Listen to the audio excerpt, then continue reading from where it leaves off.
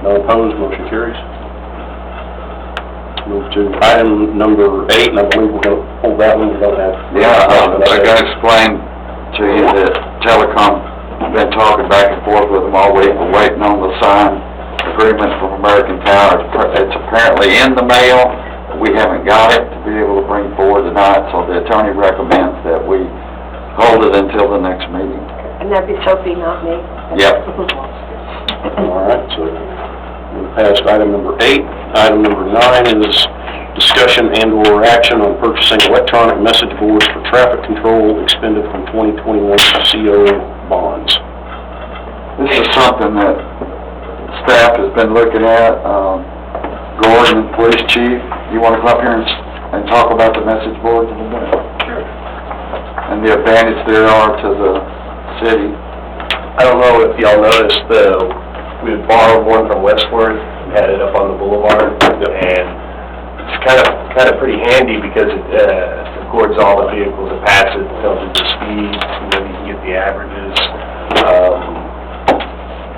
Coming out with a report. We were actually looking to get one just as the police department, and then Gordon and his guys came up with an idea where we'll buy 2 of them.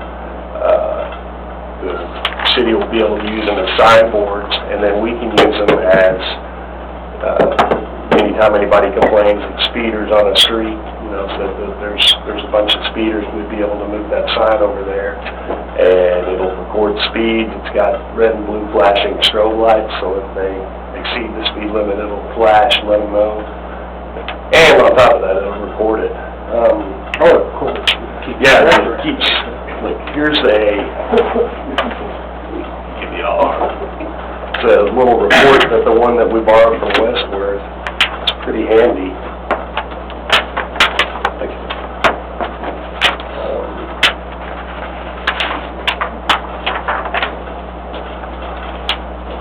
But if you'll go, figure in the almost 3 weeks it was up, 146,355 vehicles passed heading eastbound on River Oaks Boulevard from the 4400 block. So, you can go through and see average speed was 34 miles an hour for that area right there. In the 40? Yes, sir. Well, that's good. Right? Yes, but if you'll, there are a couple of outliers here. Here's the average speed. There was one at 91 miles an hour. So I don't know if that was Fort Worth responding somewhere or somebody going for the high score. But, it records it all down. It's pretty handy because not only can we look and see how many vehicles have traveled on the roadway, but, if we set it up, we can look and see, hey, the heaviest time is, figure 5 o'clock. So if we're going to target an officer in that area, have him sit there about 5 o'clock. But But you can also look when the speeds are being too fast. yes, That's when we need to analyze the 2 at night. exactly. But these are visible, so one would assume people slow down. It actually, yes, sir, where is it? One of the ways it breaks it down is it looks at its,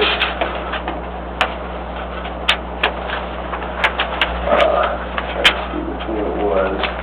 It breaks it down by the effect of the, it watches, and if it slows down as they're passing it, it counts as a, look, I slowed them down, kind of like we all do when we whoop. Too late.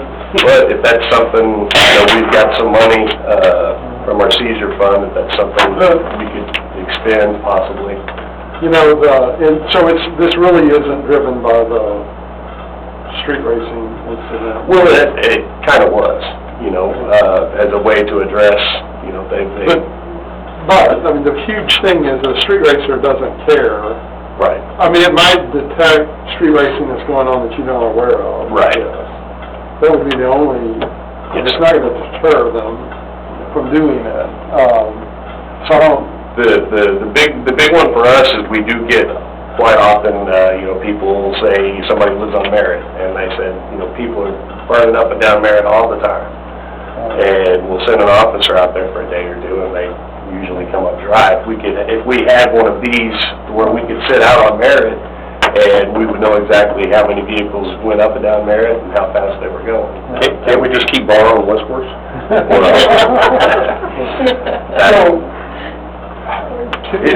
think it would actually be, we would use it, but it would probably be more beneficial to them. One of the things when I brought it both to city manager and police chief, to partnership together was the traffic data. Collecting the traffic data because there are recent discussions with the boulevard.